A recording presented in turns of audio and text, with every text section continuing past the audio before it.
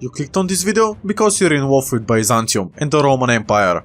So, what if Byzantium returned in the 18th century? Russia had a plan to restore Byzantium and destroy the Ottoman Empire. How is this possible and what would it look like? Let's find out. Russia at the beginning of the 18th century was an emerging power with great potential.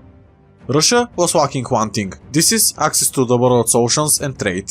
Sweden and Poland-Lithuania were blockading the Baltic Sea, with the Ottoman Empire controlling the Black Sea together with their vassal state of the Crimean Khanate. The Byzantines, on the other hand, were long gone, being conquered by the Ottoman Empire.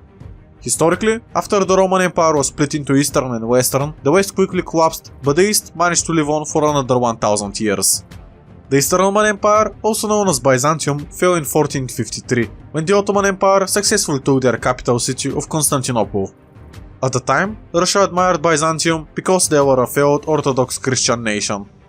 As I already said, the Byzantines were a nation for about 15 centuries, which is impressive. Russia wanted to learn from the Byzantines and would like to restore them from the spoils of the Ottoman Empire. In 1721, the Russians successfully defeated Sweden in the Great Northern War and secured access to the Baltic Sea. Sweden from this point stopped being a great power and didn't enter any massive wars after their defeat to Russia. Down south, the Ottoman Empire wasn't called the sick man of Europe just yet, but was showing signs of weakness, as they were considered being in a decline. This didn't stop the Ottomans from having the largest army in Europe, which still made them very dangerous. The Russians and the Ottomans fought many wars against each other. This rivalry went on for 4 centuries, from the 16th to the 20th. I will not explore all of the Russo-Turkish wars, but I want to explore the one of 1735 up until 1739. There, the Russians were victorious and with the Treaty of Nish managed to secure small access to the Azov Sea, taking the fort of Azov. As compensation for the Ottoman Empire, Russia gave up on their claims on the Crimean Khanate and Moldova. I want to show you 2 very rare coins I have. This one is one Russian Pulushka from 1735. The other is a silver 1 para Ottoman coin from 1730. Both of these coins were in use during the war I just talked about. Which is really interesting, since the pair of these 2 coins was the start of the decline for the Ottoman Empire. Let me show you how Russia could have defeated the Ottomans and revived Byzantium. When Catherine II, which later became known as Catherine the Great, rose to power, she was concerned about the Orthodox Christians living in the Ottoman Empire, which was Muslim. A goal of many Russian emperors was to liberate these Christians from Ottoman rule. Catherine the Great helped kickstart the Golden Age for the Russian Empire, with it expanding a lot while she was on the throne. The Russians were eager to reach the Black Sea and have access to the world's oceans and trade. Following a border incident, Mustafa III declared war on Russia in 1768. In this war, Russia was heavily outnumbered, but still performed brilliantly on the battlefield due to coordinated artillery attacks. Alexander Suvorov was a navy admiral who raided the Ottoman fleet, destroying it, and then wreaked havoc on the Ottoman trade. The Russians sponsored rebellions in Greece, Egypt, and even landed in Beirut. The Greek rebellion was important due to it slowing down the Ottoman Empire, which allowed the Russians to advance on other fronts. The Austrian Empire was looking like they were going to join the war against the Russians, which could have turned the tides of the war. Catherine's diplomacy prevented that from happening, as the first partition of Poland was enacted. This secured Habsburg neutrality. In the peace treaty between the Russian Empire and the Ottoman Empire, independence was granted to the Crimean Khanate, but it became a de facto Russian puppet state, due to the nation being reliant on Russia. The relations between Russia and the Greeks improved because of the Greek rebellion that helped Russia advance. After the war, many Greeks emigrated to Russia. They settled around the lands that Russia had just captured from the Ottoman Empire. Many cities were renamed, using Greek names which still stand today. For example, Kalmyr Svoboda became Mariupol, Kizyar became Melitopol, Pilhovice became Kherson, Kajibey became Odessa, and most importantly, Akyar became Sevastopol. This is the full list from Wikipedia, pause if you want to read the other cities I hadn't covered. The ambitions of Catherine the Great didn't stop there. The Russians had access to the Black Sea, but not to the Mediterranean. If Russia was to get colonies of their own, they would need to control the Bosphorus Strait, which is where the Ottoman capital city of Constantinople was located. Greek influence spread in Russia, with Greeks being invited to St. Petersburg, where they would share their knowledge of literature, art, and architecture. The second grandson of Catherine the Great was named Constantine, which was a very unusual name for a Russian noble to be called. The name had Greek importance as it was the name of the founding emperor and also the last emperor of the Byzantines. The city of Constantinople was ruled by the Turkish, which the Russians wanted to change desperately. This became the main goal of Russia for the following years. The Russians had the perfect opportunity to expand near the end of the American War of Independence. There, Britain was occupied with putting down the rebellion, while the rival countries of France, Spain and the Netherlands were helping the Americans, making the British economy bleed. Many of the great powers were preoccupied elsewhere, which meant that nobody would intervene on the side of the Ottomans if Russia were to invade. The Russians would get an unlikely ally. This is the Austrian Empire, who wanted to take parts of the Ottoman Empire. Austria almost declared war on Russia in the previous war, so why would they ally with them right now? With Joseph II becoming more powerful and taking control of the empire. He had different attitude towards Russia, seeing them as a welcome ally with whom they can partition the Ottomans. In the 1780s, the Austrians and the Russians negotiated on how they would partition the Ottoman Empire. The Grand Chancellor of the Russian Empire, Alexander Bezborodko, came up with different plans for this partition. He suggested that if the war was going with moderate success against the Ottomans, then there could be a modest peace treaty. This would include Russia gaining all lands east of the Dniester River, with Austria restoring their positions in the Balkans, which they lost in 1739. The Danubian principalities of Moldova and Wallachia should be unified, being called Dacia. They would exist as a buffer state between Russia and the Ottoman Empire. Regarding another plan that Bezborodko also had, it was about what if the Russians and the Austrians completely destroyed the Ottomans, being able to kick them out from the Balkans. The Byzantine Empire would be restored, with Catherine's grandson Constantine becoming its emperor.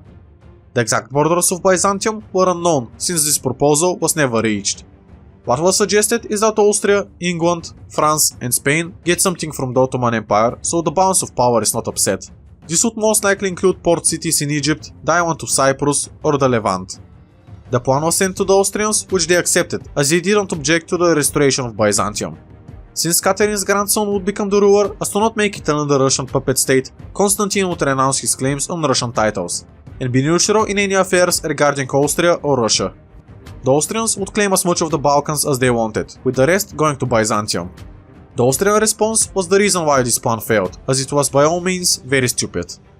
Joseph II agreed to Dacia and Byzantium, but wanted all of Serbia, Montenegro, Bosnia, Albania, then a straight line from Albania to Dacia.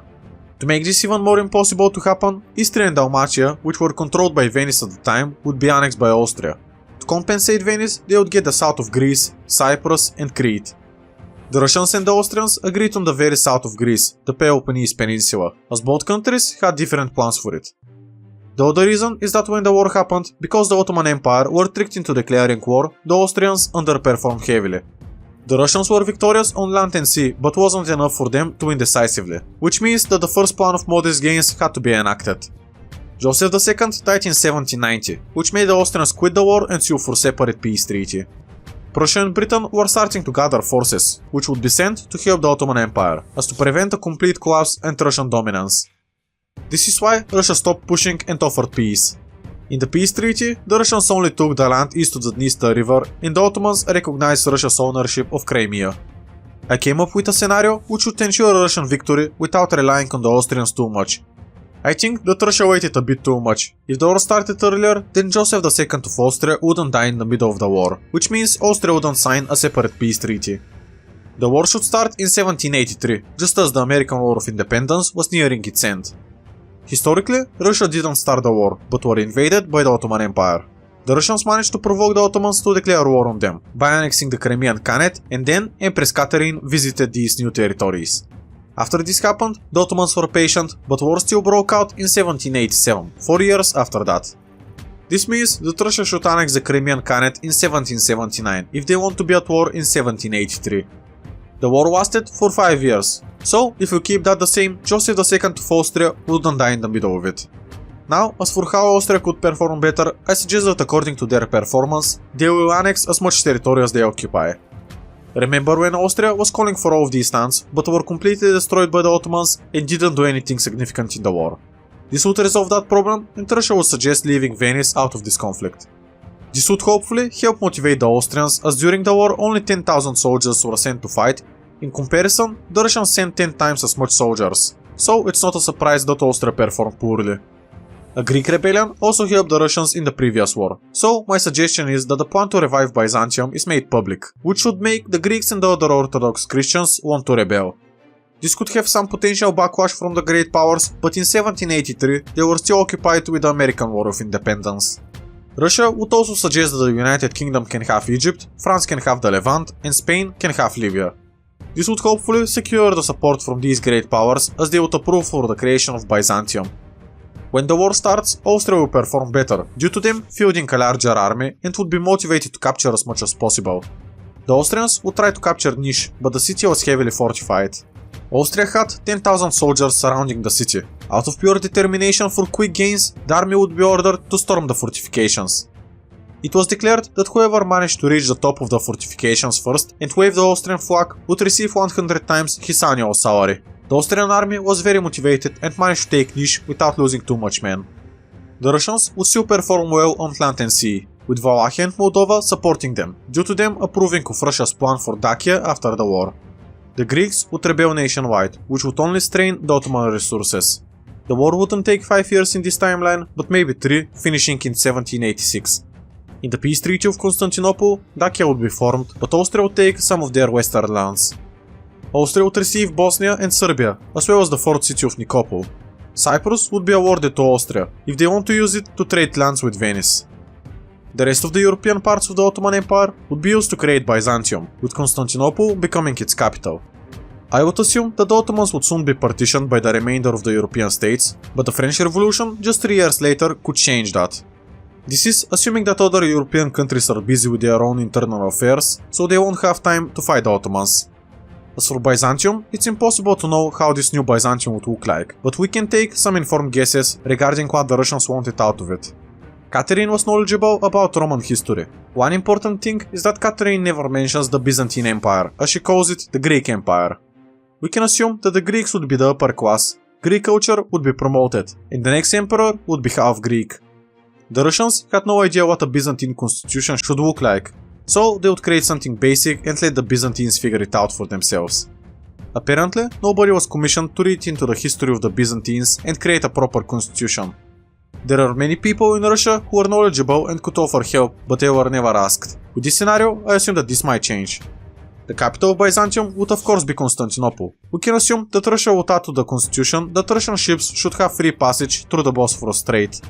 The country would include many nationalities, with these being Albanians, Bulgarians, and of course, Turks. This would create so many problems in the empire, which would make it very difficult to govern. If the war really ends in 1786, just as I predicted, the Russian Empress' grandson, Constantine, would be just 7 years old. This would make it very difficult for a 7-year-old to deal with the headache of ruling the Balkans. I assume that the Russians would quickly realize that this is simply not possible, so would sign another treaty regarding the future of Byzantium. This time, the great powers would also be invited. It would be decided that an independent Bulgarian state should be created north of the Balkan mountains. As compensation for Byzantium, they would receive the Anatolian coast, which was inhabited by many Greeks. The city of Nicaea sits on the Marmara Sea and is very important for the history of Byzantium, so it would be included in the new empire. We would be left with these borders, and the great powers would have a say in the Byzantine constitution. This can be good, since the Russians most likely would have no idea what they were doing while writing it, since no expert was commissioned to take a look at it historically. With the French Revolution, starting just 3 years after Byzantium is created, we can expect a lot more rebellions in this new nation. I assume that Britain, Austria and Russia would intervene to help Byzantium, securing concessions in return. Historically, the French Revolution is followed by the Napoleonic Wars, which can be very much altered. In this timeline, Austria would be in a stronger position, but it's very unlikely that they can resist Napoleon. The role of Byzantium is unclear and they may not participate in the war. Napoleon had ambitions to reform the Roman Empire. With Byzantium existing as the literal Roman Empire, we can assume that Napoleon would want to invade them, as his claim of being head of the Roman Empire would become more legitimate. Maybe Napoleon doesn't invade the Third Rome, also known as Moscow, in Russia because of this. This is why I suggest you take a look at this scenario, where Napoleon manages to win the Napoleonic Wars. No, it's not by not invading Russia, as I came up with something more original. See you there.